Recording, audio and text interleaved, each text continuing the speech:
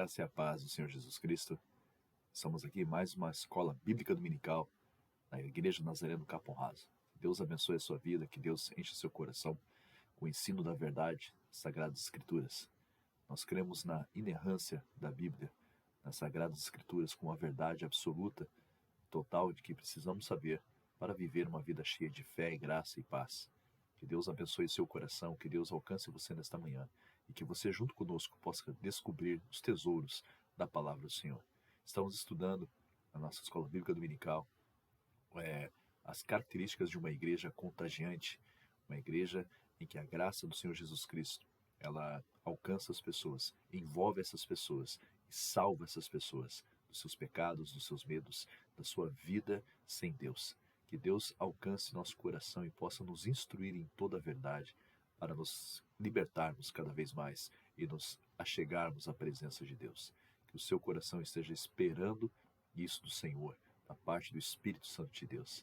Vamos iniciar em nosso estudo hoje, relendo e revisando algumas coisas que nós estudamos na aula passada sobre a segunda carta de Timóteo, capítulo 2, versículo 1 até o versículo 5, por enquanto.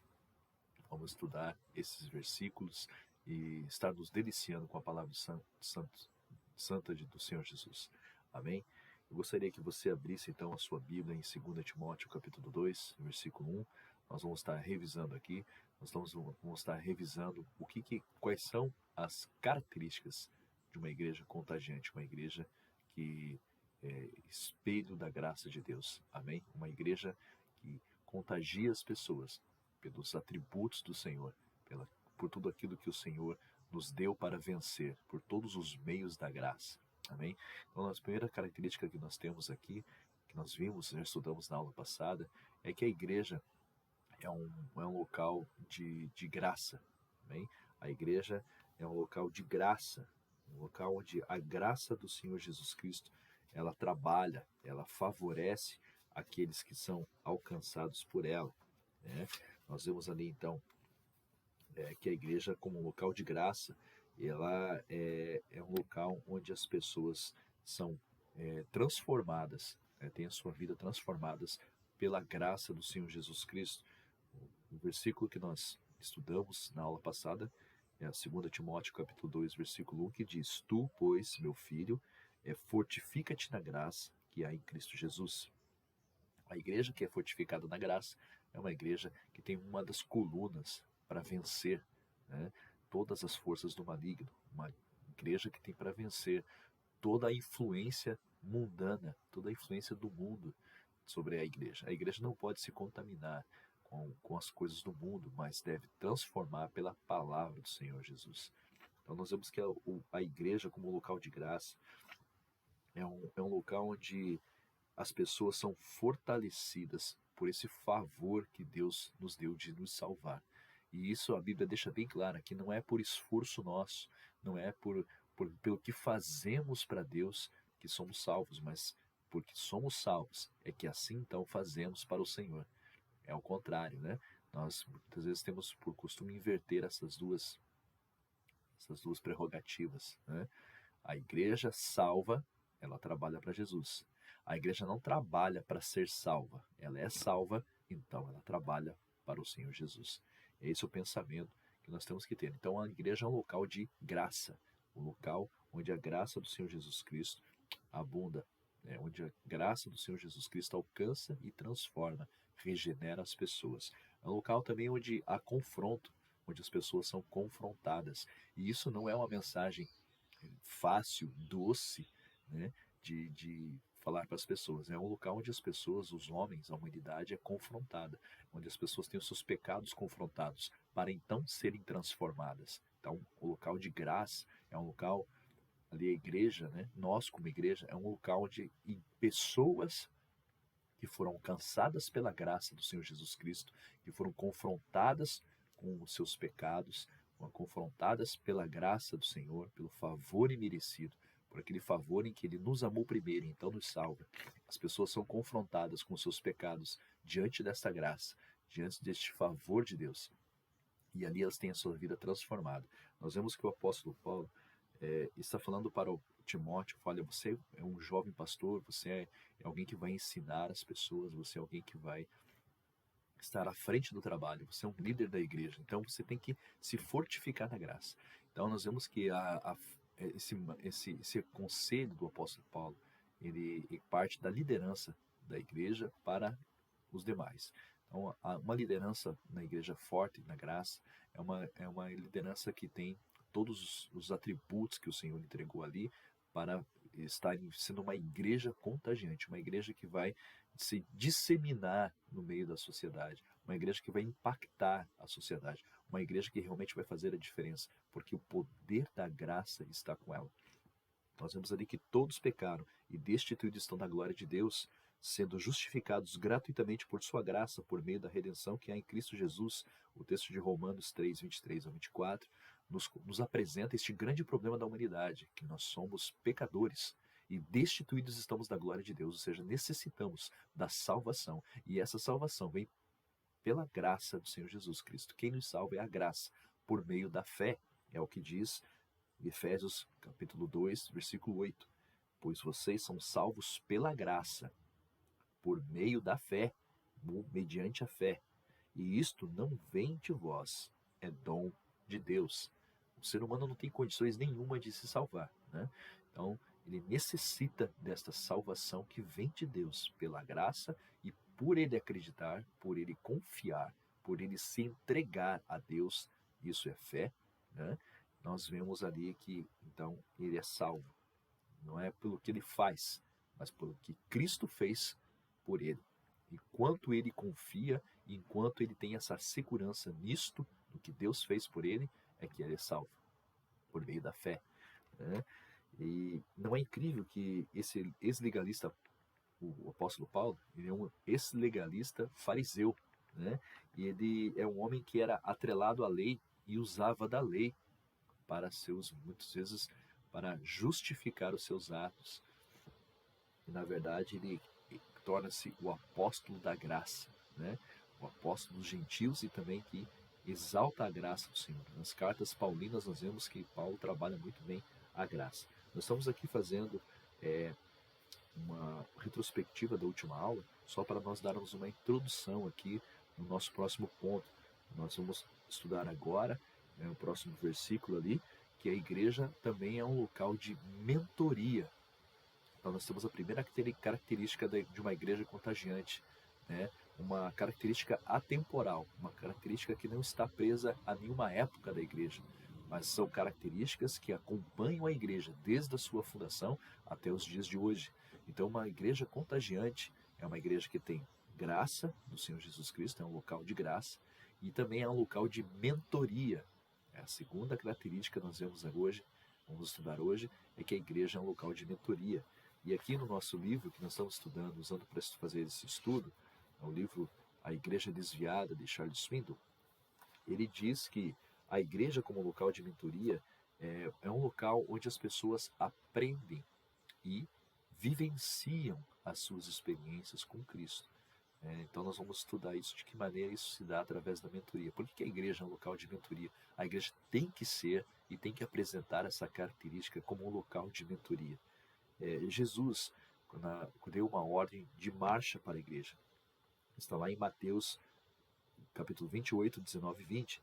Ele diz assim: portanto, vão e façam discípulos de todas as nações, batizando-os em nome do Pai, e do Filho, e do Espírito Santo, ensinando-os a obedecer tudo o que eu lhes ordenei. E eu estarei sempre com vocês até o fim dos tempos.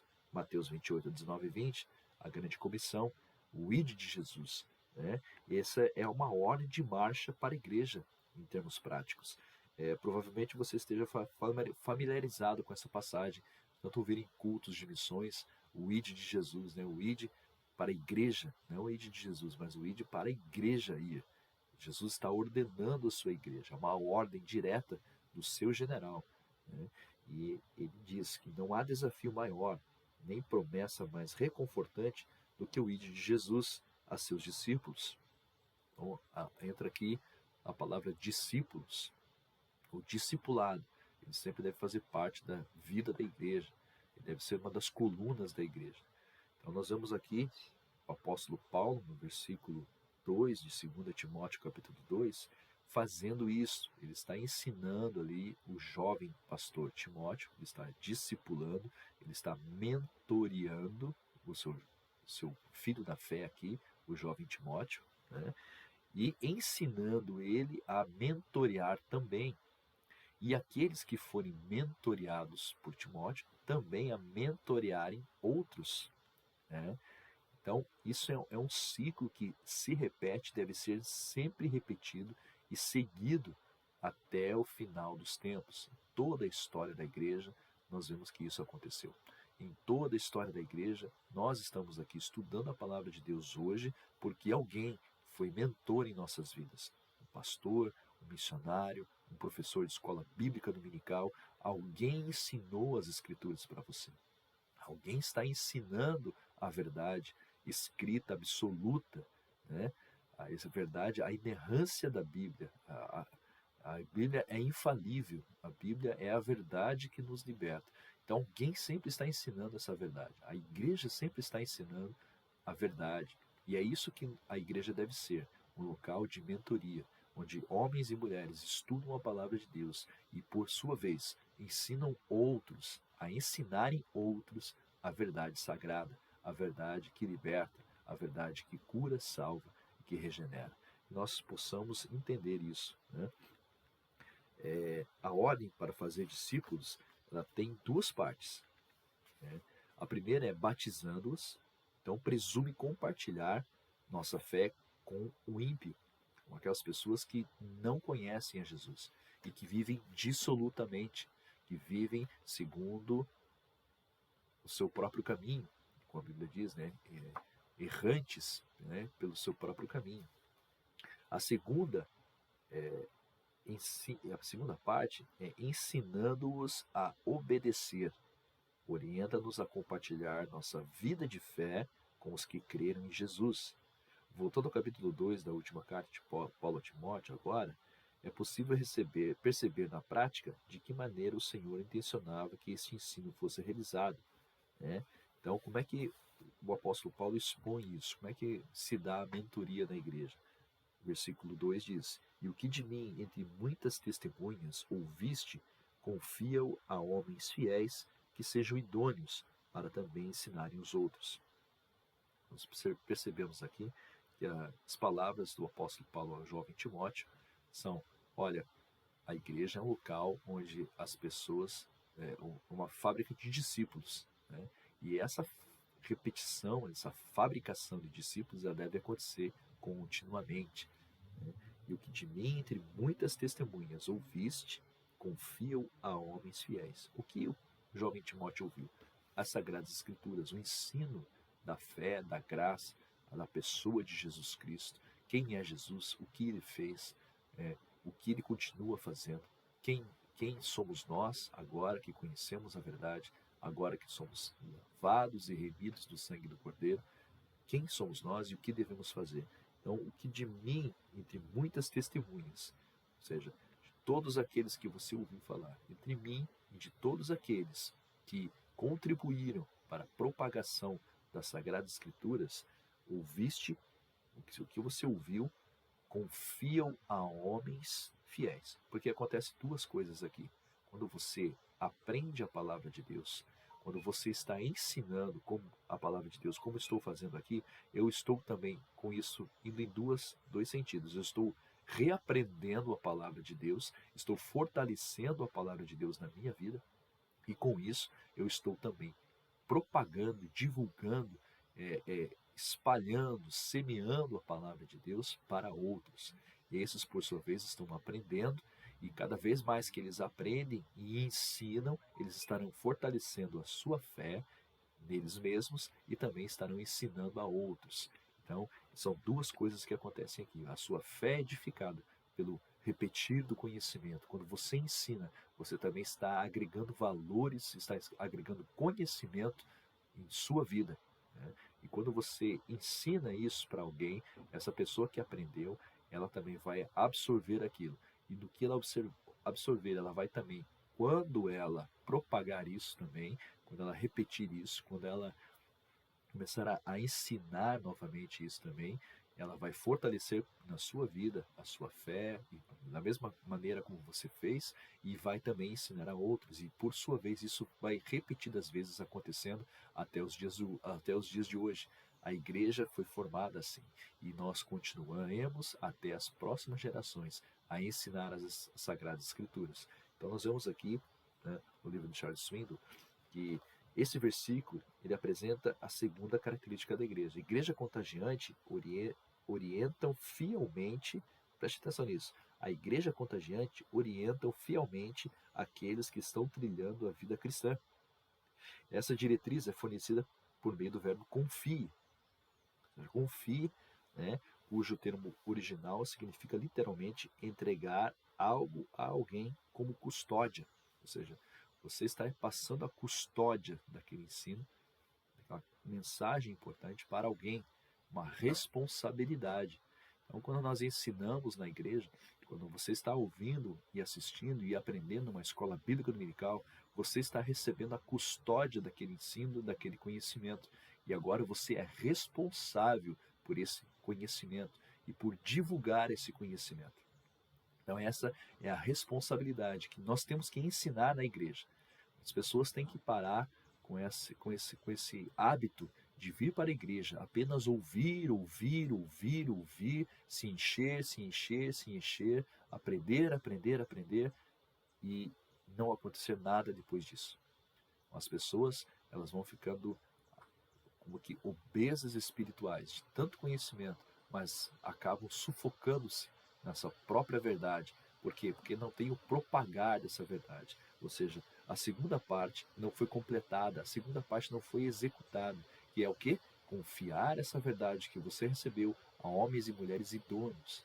O apóstolo Paulo diz, homens fiéis, ele está falando de toda a humanidade, não está falando no sentido de gênero aqui, se é homem ou mulher, mas está falando aqui no sentido de que é confiado a toda a humanidade. Ensina a homens fiéis, a humanos, seres humanos que sejam fiéis, idôneos, que vão ensinar outros, que vão assumir essa responsabilidade. Uma pessoa idônea é uma pessoa que tem capacidade, ela tem características para receber responsabilidades. Um juiz, quando ele determina a guarda legal de uma criança ou um adulto, ele vai ver se esse adulto ele é uma pessoa idônea, se é uma pessoa que pode assumir responsabilidades. Então, o apóstolo Paulo faz a mesma coisa com a palavra do Senhor. Olha, a verdade que de mim você recebeu ensina a homens fiéis e idôneos, homens que podem assumir essa responsabilidade, homens e mulheres que podem assumir responsabilidade, a responsabilidade de propagar essa verdade cada vez mais. Então, nós literalmente vemos aqui que significa algo a alguém, entregar algo a alguém, como custódia. Né? E o autor Charles Swindoll diz que ele aprecia a ideia de transmitir a verdade como quem entrega uma custódia a outra pessoa, que nós temos uma mensagem valiosa para passar adiante. Nós temos algo importantíssimo para passar para as pessoas. As palavras do apóstolo Paulo a Timóteo, elas esboçam um processo de multiplicação que pode ser visualizado em um esquema bem simples. Né? Então ele coloca aqui, o apóstolo Paulo, primeiro, passa para o jovem Timóteo, o jovem Timóteo, pastor, passa para homens e mulheres fiéis e idôneos, e esses homens e mulheres fiéis e idôneos passam para outros, que também, por sua vez, irão passar para outros. E isso, com certeza, vai se repetindo por toda a história da igreja. Né? O apóstolo Paulo transmitiu a Timóteo seu coração, sua alma, suas verdades, suas confrontações, seus estímulos e suas asserções, enfim, sua vida. O que nós estamos ensinando para as pessoas não é simplesmente uma nova religião ou uma nova roupa que elas devem vestir ou um comportamento diferente que elas devem proceder. Nós estamos ensinando as pessoas a ter uma vida completamente diferente daquilo que elas tinham vivido até aquele momento. Com a nossa vida de fé e prática da palavra de Deus, nós transmitiremos esse conhecimento para a vida de outras. Não é simplesmente ir para a igreja todo domingo, repetidas vezes, sentar nos bancos da igreja, aprender, aprender, aprender, encher, encher-se, encher-se, encher-se cada vez mais e ficar por isso mesmo. Isso seria muito egoísmo da nossa parte e nós não teríamos parte com Deus. O ensino completo da palavra de Deus nos diz que nós devemos aprender e também ensinar a outros. Cada crente, cada cristão na igreja deve participar dessa missão.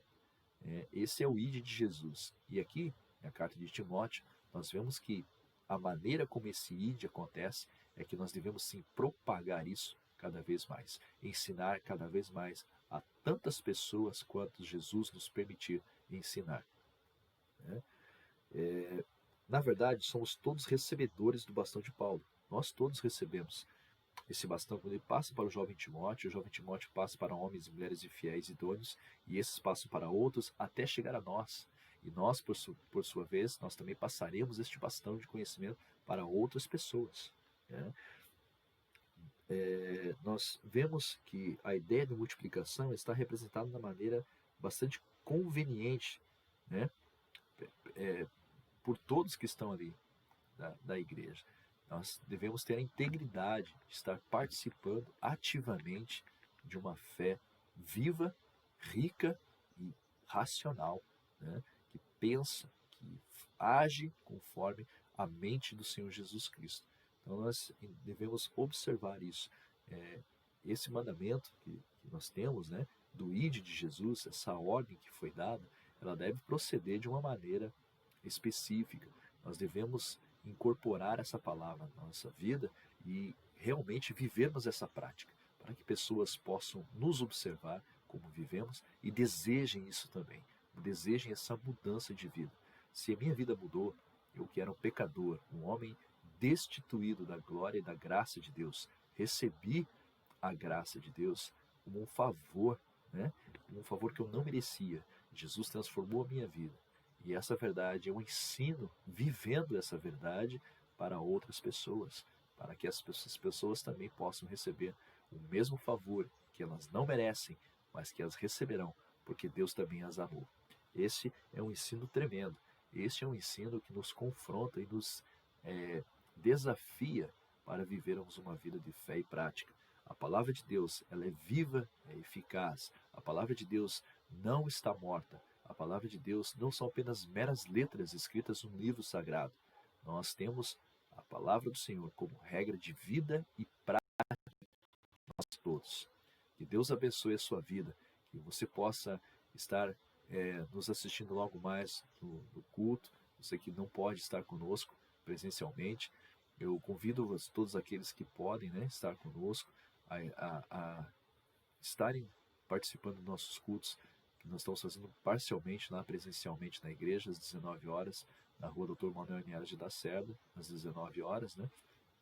Estamos ali, número 205, Capão Raso. Nós estamos fazendo cultos presenciais apenas com 30% da membresia, conforme o edital estabelece, né? Para que nós possamos ali estar com algumas pessoas na igreja. Se você quer participar conosco, por favor, entre em contato através das nossas mídias sociais, né? Nós temos ali uns 20 lugares para que você possa estar participando dos nossos cultos. Hoje um culto de ação de graças, um culto de Santa Ceia do Senhor, onde nós estaremos ministrando a Ceia do Senhor. Que Deus abençoe poderosamente sua vida, que você propague as verdades que você aprendeu para outras pessoas, e assim você também seja um local de mentoria, amém? Que você seja um local de ensino na vida das pessoas, que você possa contribuir com o reino do Senhor Jesus Cristo dessa maneira. Que Deus abençoe poderosamente a sua vida. Até a próxima aula, em nome do Senhor Jesus. Amém. Deus abençoe.